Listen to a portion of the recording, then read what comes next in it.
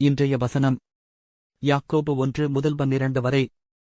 சோதனையைச் சகிக்கிற மனுஷன் பாக்கியவான், அவன் உத்தமன் என்று விளங்கின பின்பு கர்த்தர் தம்மிடத்தில் அன்பு கூறுகிறவர்களுக்கு வாக்குத்தத்தம் பண்ணின ஜீவகிரீடத்தைப் பெறுவான். இந்த வசனம் நம்மை ஊக்குவிக்கிறது. சோதனைகளின் போது சாந்தமும் நம்பிக்கையும் கொண்டிருந்தால் இறுதியில் தேவனுடைய ஆசீர்வாதத்தையும் பரிசையும் பெறுவோம்.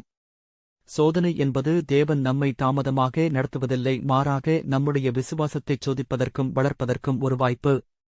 1 கொரிந்தியர் 10:13 வரை. மனுஷருக்கு நேரிடுகிற சோதனையில்லாமல் வேறே சோதனை உங்களுக்கு நேரிடவில்லை. தேவன் உண்மையுள்ளவராயிருக்கிறார். உங்கள் திராணிக்கு மேலாக நீங்கள் சோதிக்கப்படுகிறதற்கு அவர் இடங்கொடாமல் சோதனையைத் தாங்கத்தக்கதாக சோதனையோடு கூட அதற்குத் தப்பிக்கொள்ளும்படியான போக்கையும் உண்டாக்குவார். தேவன் நம்மை சோதிக்க அனுமதிக்கும்போது நமக்கு அதனை ஜெயிக்க தேவையான ஆற்றல், திறன் மற்றும் வழியையும் கொடுப்பார்.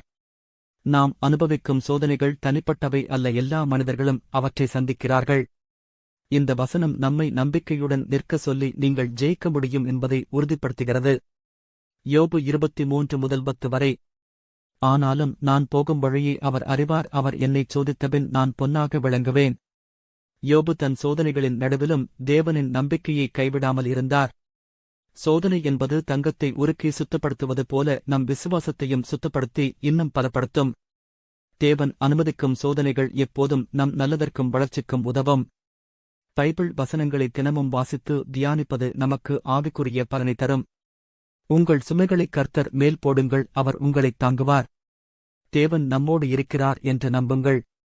சோதனைகளை ஜெயிக்க நமக்கு தேவையான ஆற்றலும் வழியையும் தேவன் கொடுப்பார். நாம் அவர் வார்த்தையில் நிலைத்து நம்பிக்கையுடன் இருந்தால் அதில் நிச்சயமாக வெற்றி பெற.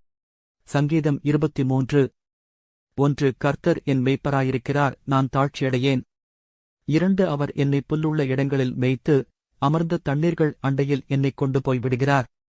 3. அவர் என் ஆத்துமாவைத் தேற்றி தம்முடைய நாமத்து நிமித்தம் என்னை நீதியின் பாதைகளில் நடத்துகிறார். 4. நான் மரண இருளின் பள்ளத்தாக்கிலே நடந்தாலும் பொல்லாப்புக்குப் பயப்படேன், தேவரீர் என்னோடே கூட இருக்கிறீர், உமது கோலும் உமது தடியும் என்னைத் தேற்றும். 5. என் சத்துருக்களுக்கு முன்பாக நீர் எனக்கு ஒரு பந்தியை ஆயத்தப்படுத்தி என் தலையை எண்ணெயால் அபிஷேகம் பண்ணுகிறீர், என் பாத்திரம் நிரம்பி வழிகிறது. 6. என் ஜீவனுள்ள நாளெல்லாம் நன்மையும் கிருபையும் என்னைத் தொடரும், நான் கர்த்தருடைய வீட்டிலே நீடித்த நாட்களாய் நிலைத்திருப்பேன். இங்கே தாவீது தேவனை தன் மேய்ப்பராக அறிவிக்கிறார். ஒரு மேய்ப்பர் தனது ஆடுகளுக்கு வழிகாட்டி பாதுகாப்பு மற்றும் தேவைகளை பூர்த்தி செய்வது போல கர்த்தரும் நம் வாழ்வின் அனைத்து தேவைகளையும் கவனிக்கிறார். தேவனில் நமக்கு கிடைக்கும் சமாதானம். எந்த சூழ்நிலைகளிலும் நாம் தேவனில் நம்பிக்கையுடன் இருக்க முடியும். கர்த்தர் நம்மை தவறான வழிகளிலிருந்து விலக்கி நீதியின் பாதைகளில் நடத்துகிறார். நம் ஜீவனின் நோக்கம் தேவனை மகிமைப்படுத்துவது. அவர் நம் வாழ்க்கையை நேர்மையாக வாழ உதவுகிறார். சோதனைகள் இருந்தாலும் தேவனின் பிரசன்னம் நம்மை நிம்மதியிலும் நம்பிக்கையிலும் உறுதியாக வைத்துக் கொள்கிறது. தேவன் நம்மை எதிர்ப்பவர்களின் முன்னிலையில் உயர்த்துவார். தேவனின் கிருபையும் பரிசுத்தமும் நம்மை வாழ்நாள் முழுவதும் வழிநடத்தும். தேவனின் அருகாமையில் வாழ வேண்டும் என்பதே உண்மையான ஆசிர்வாதம்.